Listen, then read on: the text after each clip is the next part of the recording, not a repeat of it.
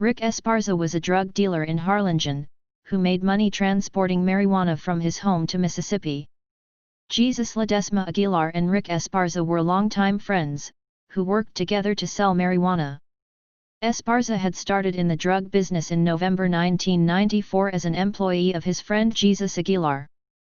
But their relationship soon soured after Esparza began transporting drugs to Mississippi for another supplier. Aguilar felt that Esparza was stealing his business, and this caused friction between the two men. Aguilar began stopping by Esparza's trailer home in Harlingen, Texas, and accusing him of running drugs without him. Aguilar threatened his life on a number of occasions. In spite of Aguilar's threats, Esparza continued to maintain his own drug courier business. Esparza's sister Annette Chavez was also known to make frequent trips to Mississippi, returning to Texas with large amount of cash.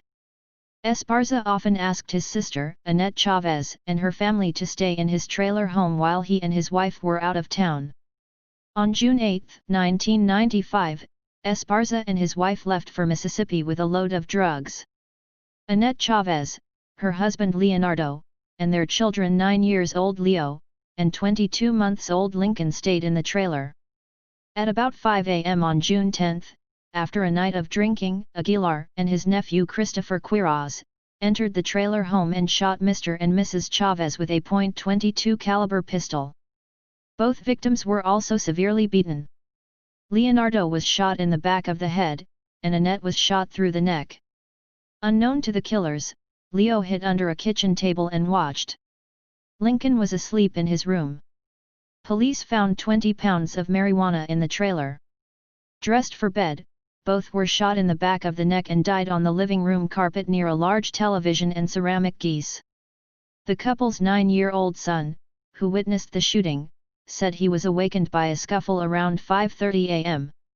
He said he watched from the kitchen as Quiroz shot his beaten father in the living room, then handed the gun to Aguilar, who shot his mother.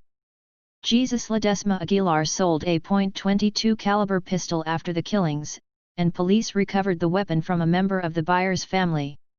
A police lab concluded that the bullets recovered from the victims' bodies could have been fired from the gun. About 2 weeks after the killings, the couple's orphaned son saw a picture in the newspaper and told his grandmother that 2 of the men in the picture were the ones that hurt his parents. His grandfather took Leo to the police station, where the youth identified Jesus Aguilar and Chris Quiroz as the men who shot his parents. At Aguilar's trial, Leo testified that he was awakened by gunfire on the morning of the murders. He said that he got out of bed and went into the kitchen. From there, he saw his parents on the floor with 2 men standing over them. He testified he heard Quiroz tell his father to "get your fat ass up," and then Quiroz shot him. He then saw Aguilar take the gun from Quiroz and shoot his mother. Aguilar had a prior conviction for attempted capital murder. He began serving a 10-year sentence in December 1984. The offense was later reduced to aggravated assault, and his sentence was reduced to 8 years. He completed his sentence and was discharged in March 1993. In September 1983, Aguilar shot a police officer in the leg and chest. The officer survived. Several prison guards and jail employees testified to Aguilar's violent nature, and his assaults on guards and other prisoners. During the trial, the prosecution presented evidence that revealed Aguilar's violent history. In addition, the prosecution produced evidence that Aguilar was a confirmed member of a prison gang whose primary goal was to control all narcotics trafficking in the South and Southwest. The gang was described as the most feared, fiercest, and deadliest of all the gangs. A jury convicted Aguilar of capital murder in April 1996.